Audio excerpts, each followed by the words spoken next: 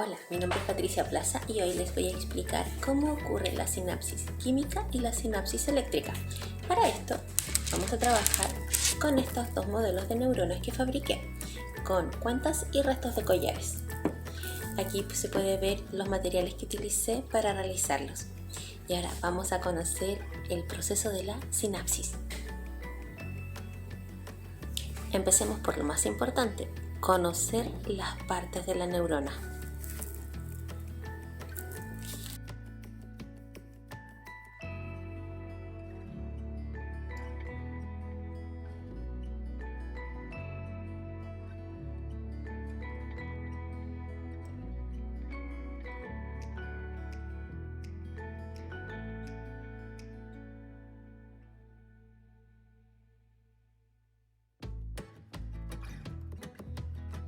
Las dendritas son prolongaciones que salen del cuerpo de la neurona y que tienen forma de rama.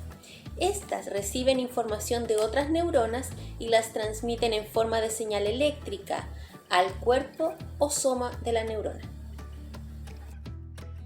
El soma es el cuerpo de la neurona.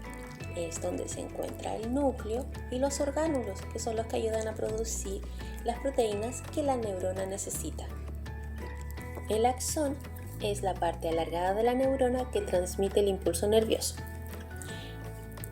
El cono axónico actúa como un intermediario entre el soma, que es el cuerpo de la neurona, y el axón para transmitir este impulso nervioso, para que vaya a través de esta membrana que está cubierta con una vaina de grasa de mielina. Esta actúa como un aislante y ayuda a que la información se transmita de forma rápida y efectiva para llegar rápidamente a la terminal axónica. La sinapsis es lo que nos ayuda a pensar, a comprender, a memorizar. Y esto ocurre cuando dos o más neuronas se comunican entre sí y transmiten impulsos nerviosos. Lo hacen a una distancia muy pequeña, de 40 nanómetros, pero no se tocan. Un nanómetro equivale a la millonésima parte de un milímetro. Por ejemplo, el COVID-19 mide entre 60 y 140 nanómetros, para que tengan una idea. Y existen dos tipos de sinapsis. Tenemos la sinapsis química y la sinapsis eléctrica, y ahora vamos a ver las diferencias. La sinapsis química ocurre cuando existe un cambio en la naturaleza de la señal, que pasa de eléctrica a química. Cuando la neurona recibe la señal eléctrica y pasa a través del axón y de la vaina de mielina y llega a la terminal axónica, se traspasa a la otra neurona, pero de forma química. Y esta, a su vez, que la recibe de forma química, la transmite en forma eléctrica. Este tipo de transmisión es unidireccional. La sinapsis eléctrica, a diferencia de la sinapsis química, ocurre a una distancia mucho menor entre las neuronas, de aproximadamente unos 4 nanómetros.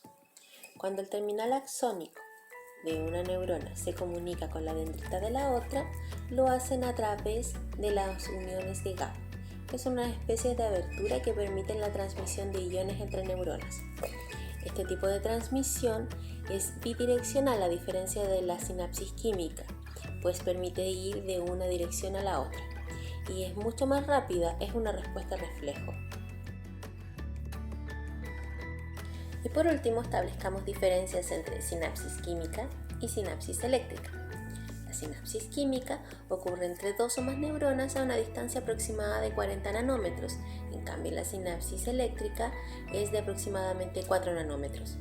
En la sinapsis química, esto ocurre de forma unidireccional, es decir, en una sola dirección y no se devuelve. En cambio, la sinapsis eléctrica es de forma bidireccional. En la sinapsis química podemos ver que es un poco más lenta y es más selectiva y precisa. En cambio, en la sinapsis eléctrica es mucho más rápida, actúa de forma reflejo. Y estas son las diferencias más notorias que pueden existir entre la sinapsis química y la sinapsis eléctrica, para que recordemos.